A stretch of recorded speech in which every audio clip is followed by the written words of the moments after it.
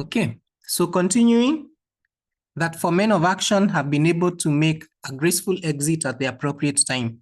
And I think when it comes to exit, if you're thinking of exit, of course, for some of us, it feels a bit too early to start thinking about exit. I mean, we have hardly started being in business.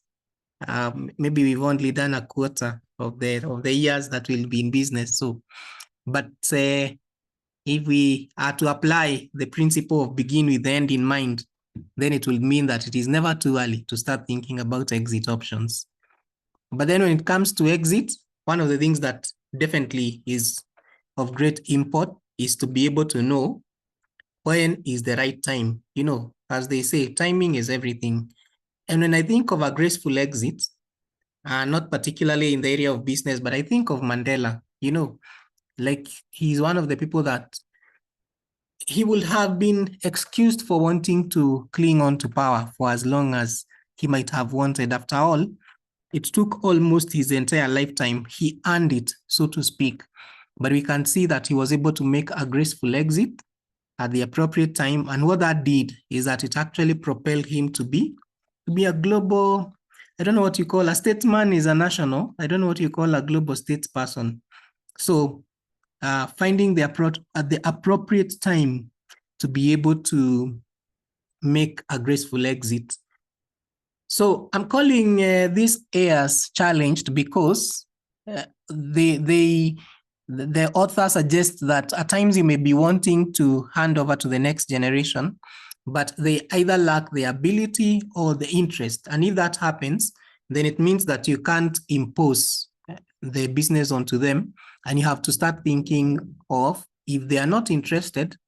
And I actually have seen these. I used to work, well, before I started my farm, in one of the places where I worked, it was actually a business that had been handed down from the patriarch, that's the founder, to the second generation, but it was completely impossible to hand it over to the third generation, and they ended up selling.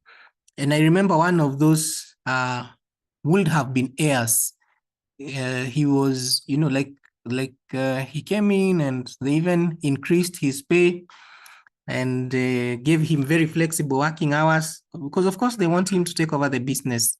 But it really was not in his interest. He was interested in other things. Eventually, he flew out of the country. And so if you find yourself in such a situation, then the author of this book, Karumba, is telling us, then it may be a time for you to consider what are the other ways in which I can exit. So in terms of exit, we're seeing that you can do estate planning, such as a trust. And I would be quite curious to hear what do you think. I think one of the case examples we have, which is in the public domain, is that of Jenga Karume. I think I would be very curious to hear what you think Jenga Karume would have done differently. Because when I look at it, in my opinion, I think thinking as from where I sit, it's like he really thought through his estate and the estate planning and actually did a trust. But then I don't think it has turned out to be quite rosy for his heirs. So I don't know. I'll be very curious to hear what you think of that. Then the other way to exit is to sell a business, and that can be through the stock exchange or a direct sale. We actually, as a firm right now, we actually in the business of negotiating for one of our clients who wants to acquire such a business, which is through a direct sale. Well, of course, for us, for those who we may not have met before, I run an audit firm, and therefore where we actually come in is in terms of things such as valuation, but also in terms of fundraising, where we can be able to arrange capital. Then the process, so estate planning, and here Karumba quotes Judy Thongori, that is the process of preparation for the distribution and management of your estate upon death. And he says that the various types of estate planning are, one, joint ownership. I think this is very, in my opinion, it's one of the best, especially among spouses, where you say that you jointly own the assets, and should one of you leave before the other. No, who is that? We need to mute someone. Or did they mute themselves? I think they did. Yeah. So joint ownership works whereby if you jointly own the assets, in the case of demise of one, then it automatically reverts to the surviving owner. In the case of a spouse, the surviving spouse. Gifts inter vivos. Well, I'm not sure what language that is, but essentially we are saying that they are gifts. So gifts inter vivos is where you just gift while you're still alive. And I think I can just share that that's part of what my dad did while he was still alive, just shared out his property among his sons and daughters and his wife, so who happened to be my mom. And I think that's it's still something which is good. Of course, there are many considerations. One of the considerations that, for example, I have seen people wanting to think through is instead of dividing up land, you know, like you have, I don't know, say 20 acres and you have 5 sons. So you subdivide and each gets 4, and then 4 acres. And then one of them has 4 acres and has 4 sons. So they each subdivide and each one gets 1 now. So what if you, for example, thought of incorporating that and each family owns a share in the body corporate? I'm saying body corporate because it could be a company, it could be a trust, and so on. Or gifts in contemplation of death, which the other says that will mostly be movable property. Then nomination, where you nominate them to be so for example, nomination is like in the case of a life policy, setting up a trust, which is actually in the book, in the appendix, there is a whole how to go about setting up a trust. I think the author did his homework. Or drawing up a will. And he gives some very good points about drawing up a will. One, the fact that a will need not be just, okay? That to the greatest extent possible, a will, if contested, because it can be contested, that the court is not necessarily obligated to say that, or the court will try to, in as much as possible, uphold the will, or, okay, now that I use will, uphold the desire of the I think that the term is testator. And I can see that we have at least one person here, one learned friend. Let me see whether he's still here. Yeah, he's still here. So if he wishes to enlighten us more, I know he doesn't practice law, but I know he's schooled in that space. We would love to hear your thoughts on that, good sir. Then fearing the stock market. Now this I came across firsthand again, as I happened to have served as an official in SME Founders Association, and we're doing some work with Capital Markets Authority. And CMA would complain that we are going through what is known as an IPO drought. So why? Because Kenyans, we can be able to raise money through the stock exchange, but we don't want. And the author is asking, why don't we want to raise money through the stock exchange? One, because it's difficult, the requirements, the scrutiny. But I think scrutiny is one of the reasons why we really don't want to, which is why, for example, part of the provisions have been that if, for example, you were to list, then KRA will give you a tax break. Like they promise not to investigate your tax matters. They promise not to investigate your tax matters. So scrutiny, corporate governance, if you have been running a one-man show, then now suddenly you have to have a board. And I think also maybe if you think, for example, so I was thinking, and I'm not apprised as of the current, the up-to-date figures. And I don't know if Monica, the other Monica is not in. Monica, anyway, so GEMS is the growth enterprise market segment. And you'll find that for you to list, and that's like the lowest segment in the stock on the stock exchange. But for you to list there, you find you still need ordinary share capital, and that's just share capital of 10 million Kenya shillings. So it may be at all order for some. So onerous listing requirements. The other one could be fear of losing control. I think I alluded to that when I talked of corporate governance, the result of which is you end up raising money through bank loans or wanting to grow from internally generated funds. Of course, bank loans, the bankers in the room may feel that they are not expensive, but anyway, financing is again, you can go into the merits and demerits of each. But ideally, if you can raise money through the stock exchange, for example, you'll find that it's not as it may not be, let me put it that way, it may not be as expensive as a bank loan, because what will be required of you to pay is dividends, which you're going to pay at the end of the year, depending on your profitability. So internally generated funds are good because then in my opinion, they have the lowest cost of capital. The challenge with that is that at times you may not grow as fast as you would want, because you have to wait until you generate the funds for you to then and then you say we have a surplus, and instead of distributing the surplus or the profit, then we are reinvesting or applying back. And the other one, the other way is through a direct business sale, which can be through a management buyout. And there he gives the various advantages, including the fact that the management is already capable. It may be a specialized service. You will be rewarding them for their loyalty. If a new sheriff comes, he may want to fire the existing management, which may destabilize the culture. This is very reassuring to the customers. In fact, that is one of the things that you really have to safeguard.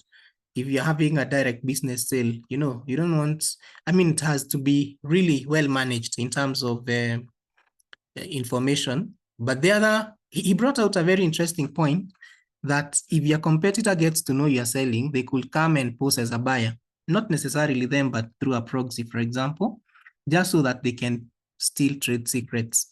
And now that's he, meaning Karumba, the author of the book, implies that by you getting a management buyout, then it's one of the mitigating factors for that.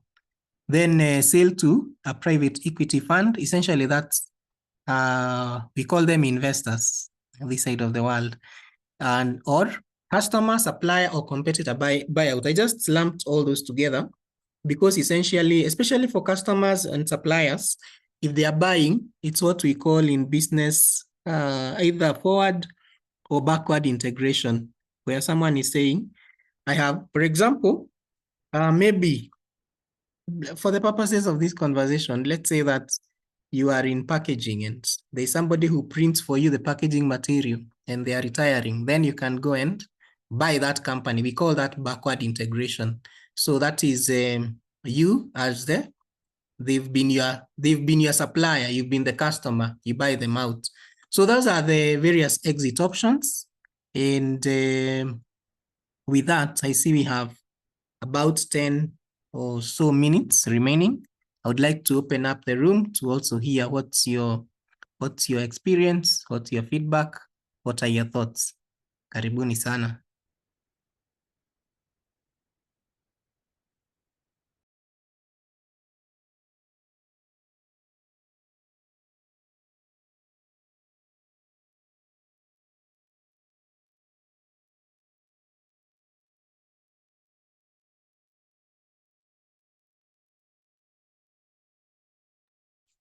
So hi, Jeremy, can I go? Sure, Penina, karibu. All right. Yeah, so thank you for leading us through this chapter. I thought it had a lot of complex things in there, right? But really, really important. So I think you had made a comment about like the Karume family. It's not just the Karume family. There's a lot of families that I've seen where the founder has tried to take some exit options or to really think about succession. But I think like in chapter 1, when we talked about values, right? So I think it's like you need to do all the parts. That's what I feel like, or that's my opinion. Because if the values are not right, and what I've seen, if there's no love amongst the heirs, they can still just give each other grief, right? Or they can still, it doesn't matter the rationale behind how the estate is allocated and all that. They can still give each other grief because maybe the values were not there, or the love of the property supersedes the love of, the human relationship with that. So I just think it's good to do all these formalities, but I think it's also good to do this and to have done the other parts.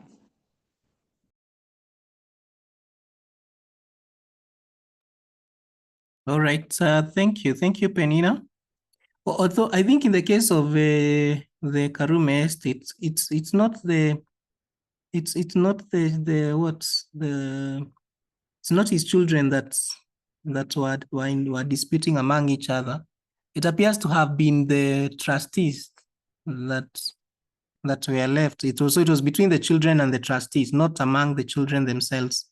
And that's why to me that was okay, quite concerning, because I thought it's an option that I would have taken, the trust, but then I'm like, do I set up a trust and then the trustees end up fighting with my children and so on? Anyway, thank you, Penina, though. Thank you for your thoughts. Anyone else? Hi, Jeremy. Okay. Hi, Lois. Hi, thank you for the insights on the chapter. So for my case, what I picked from this chapter is that it's not enough for you to just build wealth. You must also be in a position of preparing a clear plan of who is going to take care of it after you. That is just like maybe building a house and you get that you've not left clear keys for who is going to live in it. So it just means that everything is going to fall apart. So as much as building wealth is so important, you really have to plan on how you're going to live it, how you're going to live honor, which is much more powerful than even building the wealth itself. Yeah. Yeah, very true. Yeah, it's not just about building, but being able to successfully hand it over to the next generation. Thank you, Lois.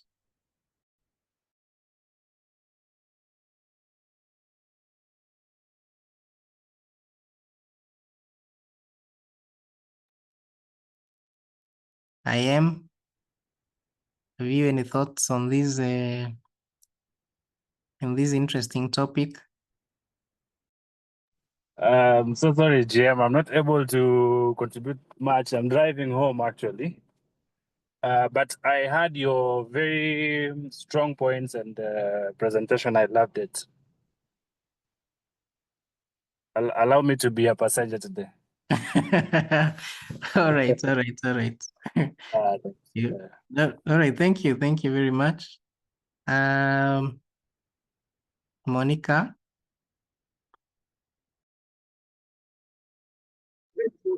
Wow, Jeremy, I really wanted to be a passenger as well.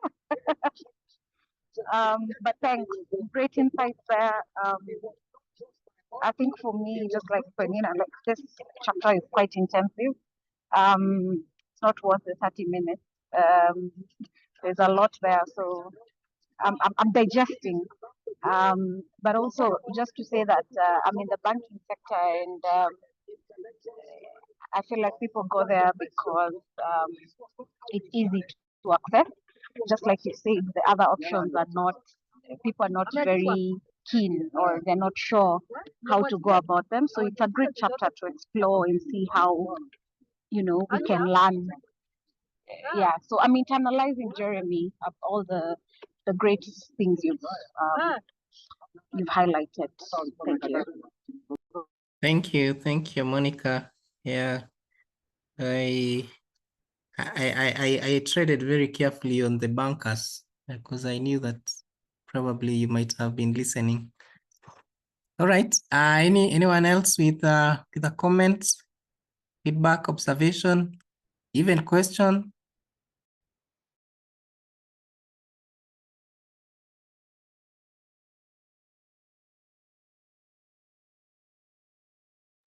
Hi, Jeremy.